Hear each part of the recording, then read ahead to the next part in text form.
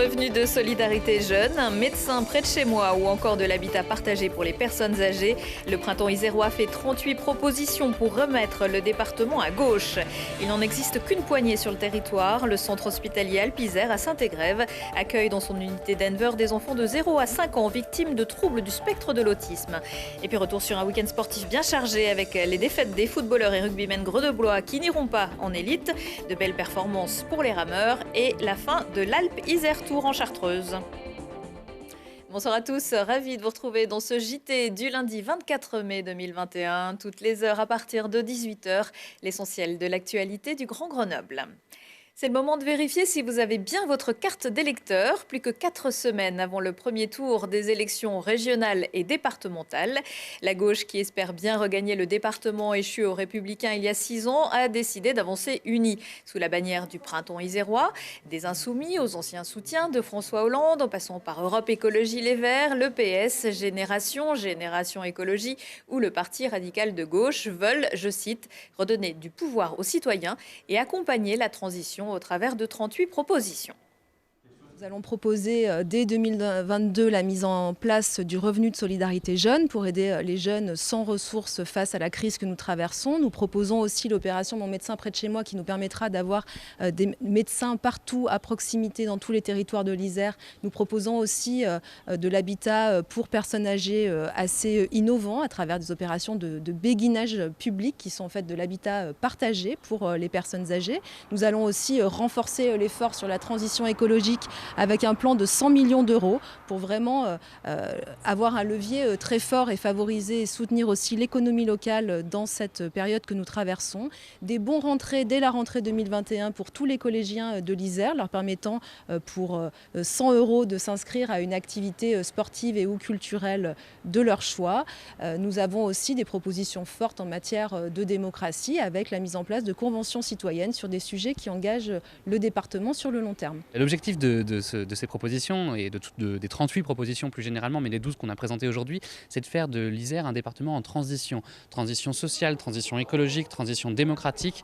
On vit dans un monde qui change et il y a besoin aujourd'hui d'une collectivité départementale qui prenne en compte tous ces changements pour y apporter les réponses nécessaires aujourd'hui.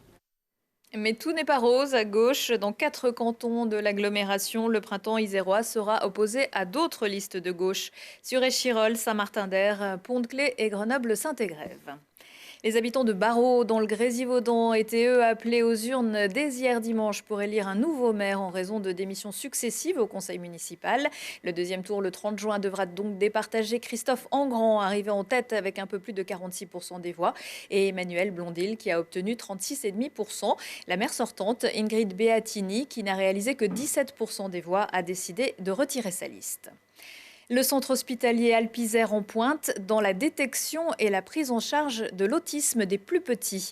À Saint-Égrève, le pôle clinique des troubles du spectre de l'autisme, qui a eu droit à la visite du chef de l'État Emmanuel Macron à l'occasion de la journée mondiale de lutte contre l'autisme le 2 avril. Ce pôle dispose d'une unité de soins précoces. Il n'en existe que 5 en France. Présentation avec Lilian Veillé. Charlie a 3 ans, il souffre de troubles du spectre de l'autisme, des problèmes de comportement, des troubles du langage et une certaine indifférence aux autres en sont souvent les signes annonciateurs.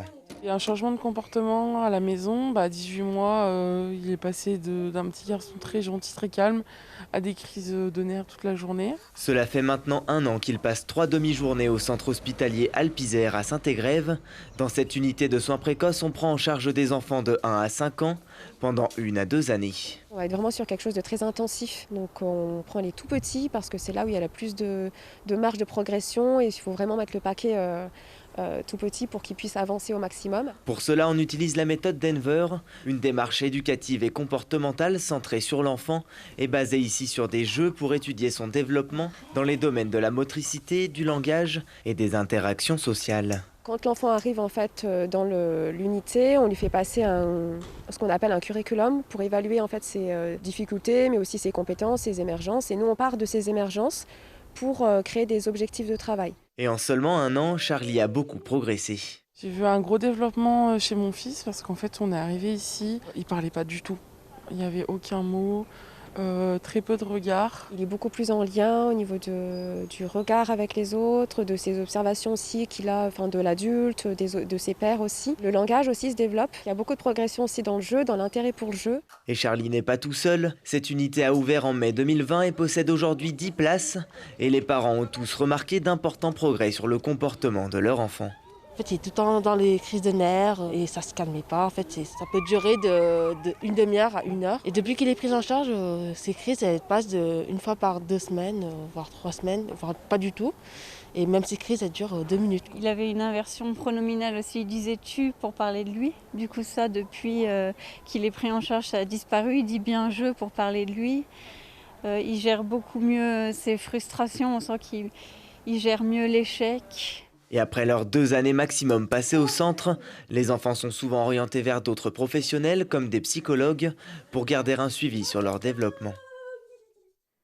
Comment détecter l'autisme chez les enfants? Quelle prise en charge et parcours de soins? On en parle dans le dernier numéro de Check-up à découvrir ce mardi à 13h, jeudi à 11h et en replay sur télégrenoble.net. La cour d'assises de l'Isère a condamné vendredi soir une femme de 27 ans à 6 ans de réclusion criminelle. En 2018, son bébé de 1 mois avait été retrouvé mort à son domicile à Moirans, où il vivait avec le père de l'enfant dans des conditions marginales. L'autopsie avait révélé des blessures graves et un état général très dégradé. Le père a été acquitté. L'association L'Enfant Bleu, dont nous avions reçu le président de l'antenne iséroise dans ce JT la semaine dernière, s'était porté partie civile, dénonçant de graves dysfonctionnements des services sociaux et professionnels de santé. La 3e journée nationale d'accès au droit, la 4e, mais la 3e n'avait pas pu avoir lieu l'année dernière, se déroulera donc demain mardi dans toute la France. À Grenoble, ça se passera place Saint-André, devant l'ancien palais de justice, tout un symbole. Pour en parler, je reçois à présent Anne-Claire Rabinovitch. Bonsoir. Bonsoir, merci de me recevoir. Vous êtes présidente du conseil départemental d'accès au droit de l'Isère et présidente du tribunal judiciaire de Grenoble. Tout d'abord, qu'est-ce que ça veut dire l'accès au droit? De quel droit parle-t-on? Alors, l'accès au droit, déjà, c'est une notion qui existe depuis une loi de 1991, je veux dire juridiquement. Elle a démarré par l'idée qu'il fallait soutenir l'accès au contentieux, au judiciaire. Donc, c'était fournir de l'aide à travers l'aide juridictionnelle que vous connaissez par ailleurs, mais également avec la création des conseils départementaux d'accès au droit. Et puis, au fil des années, il s'est avéré que l'accès au droit pouvait être entendu d'une façon plus large. Et aujourd'hui, cette notion, elle recouvre mais tout ce qui concerne finalement la connaissance par nos concitoyens de leurs droits, de leurs devoirs et de la manière la plus efficace et la plus simple pour eux de les faire valoir et de les exercer. Parce qu'on dit nul n'est censé ignorer la loi, mais c'est pas toujours si simple en matière de droit. Il faut bien reconnaître que c'est quand même extrêmement compliqué parfois. Il faut reconnaître aussi qu'il y a des situations personnelles qui elles-mêmes peuvent être extrêmement complexes et qui nécessitent tout simplement qu'il y ait une personne qualifiée, qu'il s'agisse d'un avocat, d'un conciliateur, d'un médiateur ou même de quelqu'un très porté sur le droit des victimes qui puisse les accueillir de manière totalement gratuite. C'est tout à fait ça l'idée de l'accès au droit, totalement gratuite et donner des indications pour que la personne puisse en pleine conscience exercer de la manière la plus libre possible et la plus efficace possible ses droits si elle le souhaite bien sûr. Alors cette journée d'accès au droit, elle sert à quoi? Elle sert à mieux nous faire connaître, vous l'avez dit, finalement l'accès au droit, ça existe depuis cette loi de 91. Ce conseil départemental sur Grenoble, il a été créé en 2004. Et pourtant, c'est la première fois, je pense, qu'on en entend un petit peu parler. Donc c'est vraiment l'idée, et vraiment je vous remercie pour ça, que chacun puisse savoir qu'il existe une institution qui s'appelle le conseil départemental, qui est à leur service, avec de multiples prestations. Et demain, sur la place Saint-André, il y aura également des partenaires du conseil départemental. Il y aura l'association Milena, qui est l'association que vous connaissez bien par ailleurs, de défense du droit des femmes victimes de violences. Il y aura tous ces représentants qui seront là pour orienter, mais c'est aussi pour nous le meilleur moyen de nous faire connaître pour dire surtout, n'hésitez pas, on est là, tous ces acteurs sont là, véritablement au service de ces personnes qui s'interrogent, y compris des personnes qui parfois peuvent être en grande difficulté, comme vous l'avez dit en commençant, ne serait-ce que pour comprendre de quels droits il s'agit s'ils en ont. La moindre interrogation peut être prise en charge dans nos points justice. Donc, il faut se renseigner auprès des points justice. Il existe un site internet, cdad38.fr, si on désire plus d'informations. Les personnes qui ne connaissent pas leurs droits, c'est peut-être celles qui auraient le plus besoin d'avoir accès aux droits. Mais oui, c'est souvent ce qu'on peut voir, c'est que parfois ce sont les personnes qui ont le plus de difficultés à faire des démarches, les personnes aussi qui ont véritablement des droits, mais qui ne savent pas les exprimer, qui ne savent pas tout simplement les faire valoir. Le langage juridique fait un peu peur aussi. C'est difficile. Il faut bien le reconnaître. Un tribunal, ça fait peur déjà en soi. Franchir la porte d'un tribunal, c'était aussi ça, hein, l'idée des points justice. C'est de s'adosser sur des structures qui sont des structures de proximité. Il y en a 24 sur l'ensemble de l'Isère. Il y a des maisons de justice aussi, à Grenoble, mais aussi à Villefontaine. C'est l'idée de retrouver dans des maisons des habitants ces permanences où on peut prendre rendez-vous. Qu'il s'agisse de droits des étrangers, qu'il s'agisse de droits de la famille, qu'il s'agisse de du droit sur le mur mitoyen, la hauteur de la haie. Vous savez, toutes ces choses qui font que dans le quotidien, parfois, la vie peut devenir vraiment très difficile. Est-ce que la médiatisation de certaines affaires, les prises de parole du défenseur des droits, par exemple, peuvent aussi libérer la parole? Indéniablement, le défenseur des droits sera là demain également sur la place Saint-André. Et indéniablement, c'est un acteur majeur pour, dans cet ensemble, un peu cette constellation qui doit faire connaître à chacun l'étendue de ses droits, ses limites. Il faut aussi le dire, il y a des droits, il y a des devoirs, mais on est là, évidemment, pour pouvoir faire s'exprimer les droits de chacun. Alors, les professionnels de justice, notamment les avocats, seront présents demain, mais il est possible d'aller à la maison des avocats tout au long de l'année, rencontrer aussi d'autres professionnels dans d'autres endroits, d'autres professionnels, et ça, on ne le sait pas toujours. On a toujours l'impression que ces consultations vont être payantes.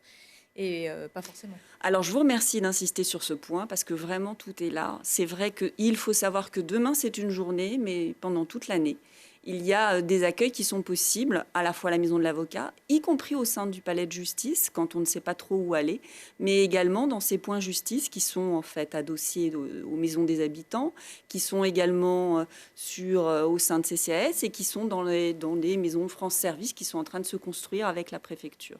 Merci beaucoup. On va rappeler les deux sites internet si on souhaite avoir plus d'informations. Celui du tribunal de Grenoble, cour-appel.justice.fr/Grenoble et puis cdad38.fr. Merci beaucoup. Merci à vous. On ouvre à présent la page sport de ce JT. Le GF38 et le FCG sont en vacances. La compétition s'est arrêtée pour eux ce week-end. Les clubs de foot et de rugby visaient l'élite, mais se sont finalement inclinés. Et heureusement, il y a quand même quelques bonnes nouvelles dans le Zap Sport présenté ce soir par Lucille Dailly.